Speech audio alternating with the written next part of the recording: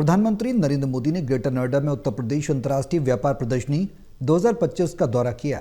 यह व्यापार प्रदर्शनी 25 से 29 सितंबर तक आयोजित की जाएगी। रूस तक भागीदार देश के रूप में भाग लेगा।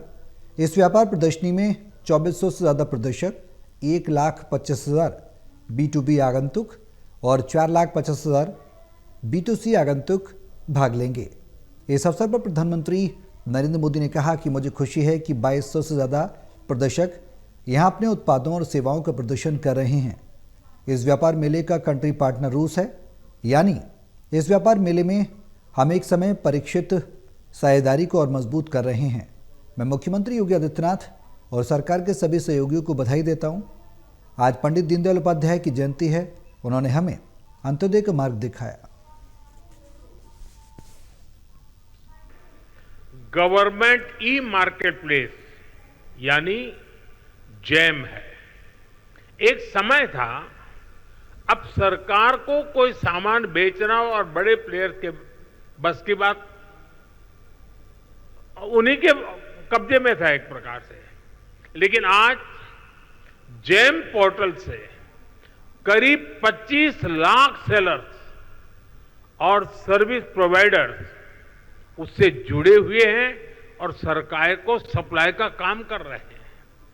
ये छोटे छोटे ट्रेडर्स हैं, उद्यमी हैं, दुकानदार हैं, जो भारत सरकार की जरूरत के हिसाब से वो सीधे अपना सामान भारत सरकार को बेच रहे हैं और भारत सरकार खरीद रही है।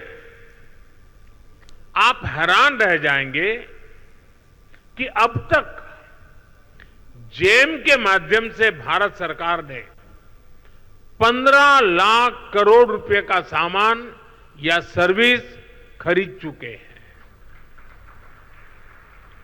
इस पोर्टल पर करीब करीब 7 लाख करोड़ रुपए का सामान हमारे एमएसएमई लघु उद्योगों से खरीदा गया है।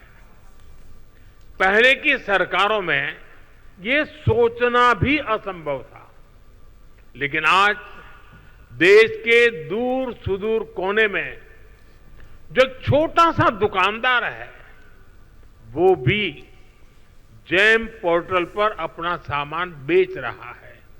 और यही तो सच्चे अर्थ में अंत्योदय है, यही विकास का आधार है।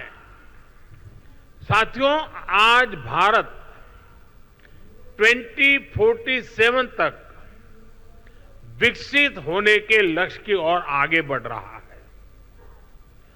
दुनिया में हो रही डिसरप्शन और अनसर्टेनिटी के बावजूद भारत की ग्रोथ आकर्षक है। डिसरप्शन हमें भटकाते नहीं, लेकिन हम उस परिस्थिति में से नई डायरेक्शन खोजते हैं, नई डायरेक्शन का मौका ढूंढते हैं।